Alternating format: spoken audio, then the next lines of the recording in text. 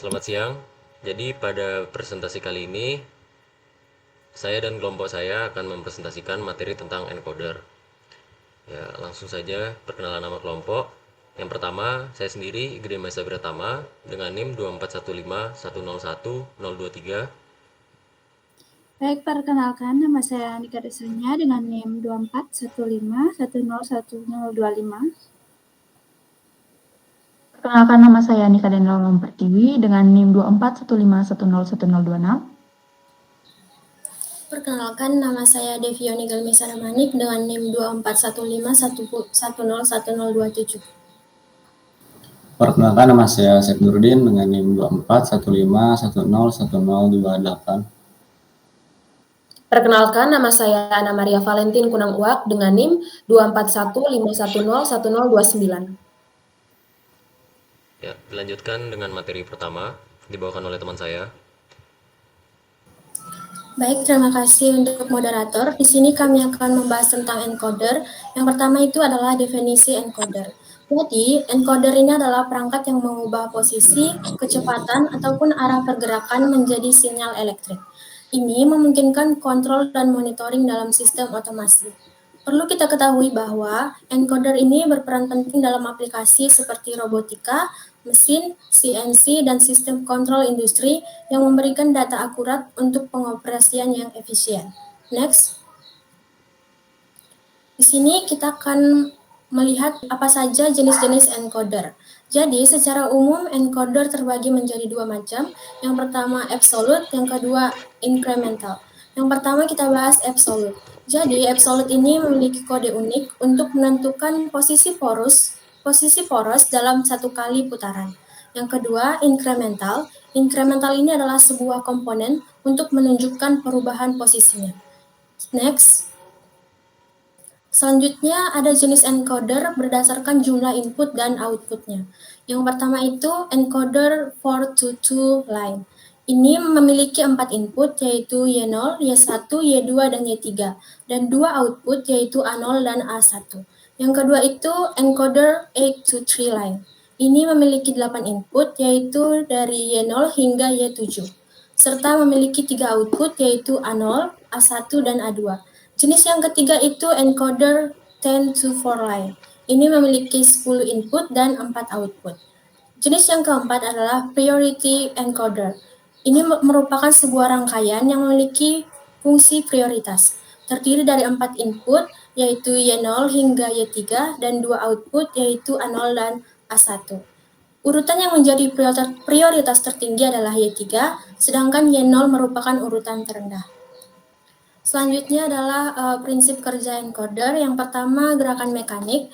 Ini merupakan ketika poros encoder berputar ataupun bergerak secara linear, bagian yang berputar akan ikut bergerak. Yang kedua ada deteksi pola. Ini memiliki pola tertentu, misalnya ada garis-garis ataupun hitam putih, yang akan terbaca oleh sensor cahayanya. Yang ketiga, konversi ke sinyal listrik. Ini merupakan sensor cahaya yang mendeteksi perubahan pola cahaya yang dihalangi oleh disk encoder dan mengubahnya menjadi sinyal listrik. Yang keempat, konversi ke sinyal digital. Sinyal listrik kemudian dikonversi menjadi sinyal digital oleh sirkuit elektronik dalam encoder. Yang terakhir adalah output. Ini merupakan sinyal digital yang keluar dari encoder dan dapat digunakan oleh sistem kontrol dalam berbagai aplikasi. Materi selanjutnya akan dijelaskan oleh teman saya. Baik, sekarang kita akan masuk ke dalam materi komponen encoder dan fungsi masing-masing komponen. Yang pertama yaitu komponen disk encoder. Nah, pada disk encoder ini terdapat bagian yang berputar atau bergerak linear.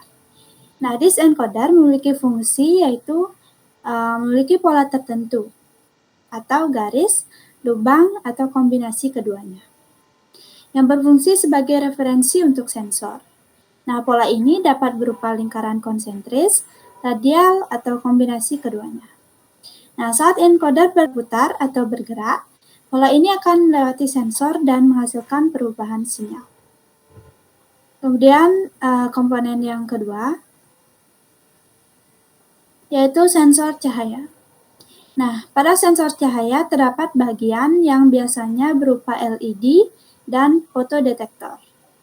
Nah, sensor cahaya ini berfungsi untuk mendeteksi perubahan pola cahaya yang dihalangi oleh disk encoder. Nah, ketika pola pada disk encoder melewati sensor cahaya, intensitas cahaya yang diterima oleh fotodetektor akan berubah. Perubahan intensitas cahaya ini kemudian diubah menjadi sinyal listrik. Kemudian komponen yang ketiga yaitu sirkuit elektronik. Nah, sirkuit elektronik terdapat bagian yang terdiri dari berbagai komponen elektronik seperti amplifier, komparator, dan encoder IC. Nah, yang memiliki fungsi untuk mengolah sinyal listrik dari sensor menjadi sinyal digital. Sinyal digital ini biasanya berupa kode biner yang mempresentasikan posisi atau kecepatan. Kemudian sirkuit elektronik juga berfungsi untuk mengatur resolusi encoder, yaitu tingkat ketelitian dalam mengukur posisi. Kemudian komponen yang terakhir yaitu output. Nah, dalam output terdapat bagian yang biasanya berupa konektor yang memiliki fungsi untuk menghubungkan encoder ke sistem kontrol. Sinyal digital yang dihasilkan oleh encoder akan keluar melalui output ini dan dikirim ke sistem kontrol untuk diproses lebih lanjut. Baik, materi yang selanjutnya akan dijelaskan oleh teman saya. Baik, yang selanjutnya adalah aplikasi encoder, penggunaan encoder dalam robotika, industri, dan otomasi. Next. Encoder adalah perangkat yang banyak digunakan dalam berbagai aplikasi di robotika. Nah, jadi encoder sangat penting dalam mengontrol pergerakan robot secara presisi. Misalnya pada robot bedah, encoder memberikan data akurat yang memungkinkan robot melakukan operasi dengan ketelitian tinggi hingga milimeter. Encoder juga digunakan dalam robot industri, terutama pada lengan robot yang membutuhkan gerakan rotasi yang presisi untuk proses perakitan yang kompleks. Next. Nah, encoder digunakan pada mesin otomasi di lini produksi untuk memberikan umpan balik posisi dan kecepatan. Misalnya, dalam industri otomotif, encoder membantu memastikan bahwa lengan pengelasan robot memiliki informasi yang tepat untuk melakukan pengelasan di lokasi yang benar. Dalam produksi tekstil dan percetakan, encoder juga digunakan untuk memastikan kontrol yang tepat dan kecepatan konveyor dan posisi peralatan. Next. Selanjutnya di bidang otomasi.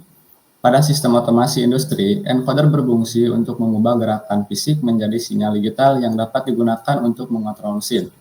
Sebagai contohnya itu di lini produksi otomatis.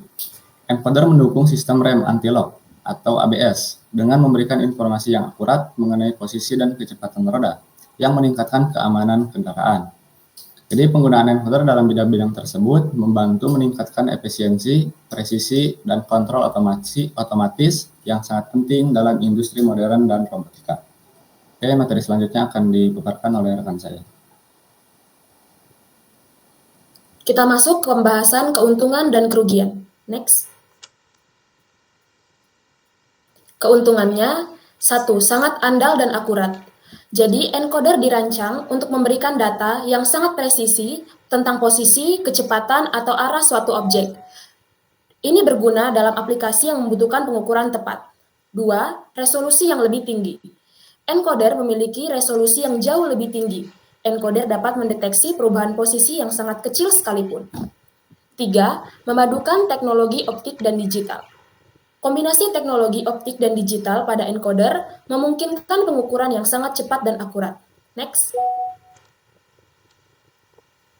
Selanjutnya, kerugian.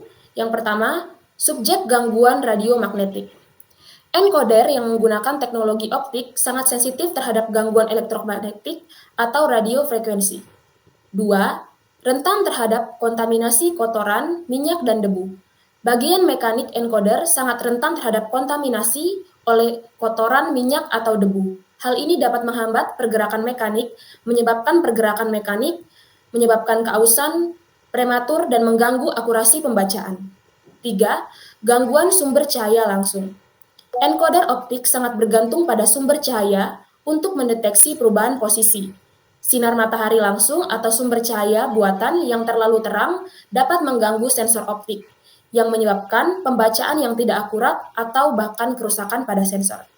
Pembahasan selanjutnya akan dilanjutkan oleh rekan saya.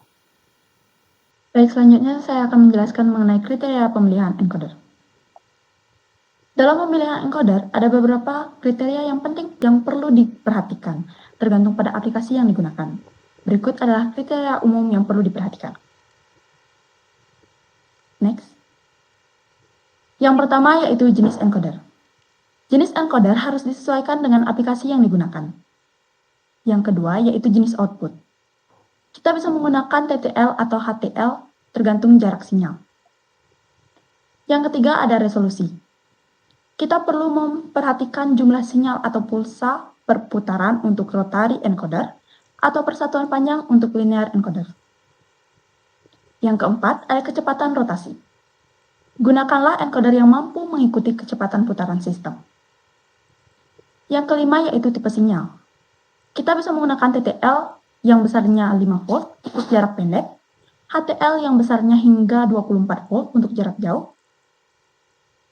Selanjutnya yaitu lingkungan operasi. Pilihlah encoder yang tahan suhu, debu, kelembapan, dan perhatikan juga kekebalan terhadap gangguan elektromagnetik atau MII. Selanjutnya yaitu akurasi. Pilihlah akurasi yang disesuaikan dengan kebutuhan presisi dan aplikasi. Yang kedelapan yaitu faktor kebutuhan ruang dan pemasangan. Kita perlu memperhatikan ukuran encoder dan tipe mounting. Yang kesembilan yaitu konektivitas dan komunikasi. Sesuaikanlah encoder dengan sistem kontrol yang digunakan. Yang kesepuluh yaitu daya tahan atau durability. Ada jenis yaitu kehidupan mekanis atau elektrik dan material. Yang ke-11 yaitu biaya dan anggaran. Perhatikan harga encoder yang harus sesuai dengan anggaran dan ketahanan. Dan yang terakhir yaitu redundansi.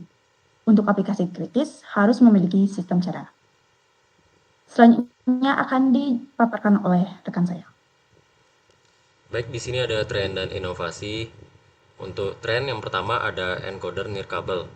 Nah, untuk tren ini berkembang dengan pesat karena meningkatnya penggunaan EUT dan perangkat pintar.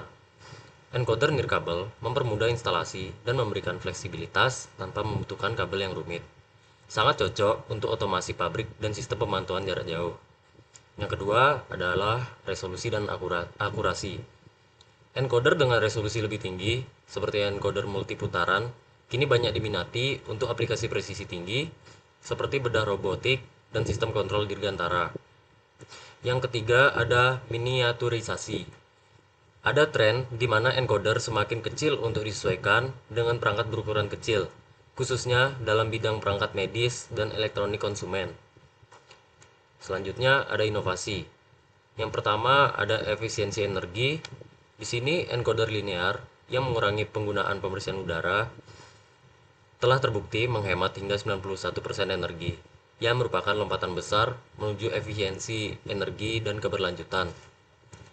Yang kedua ada integrasi teknologi.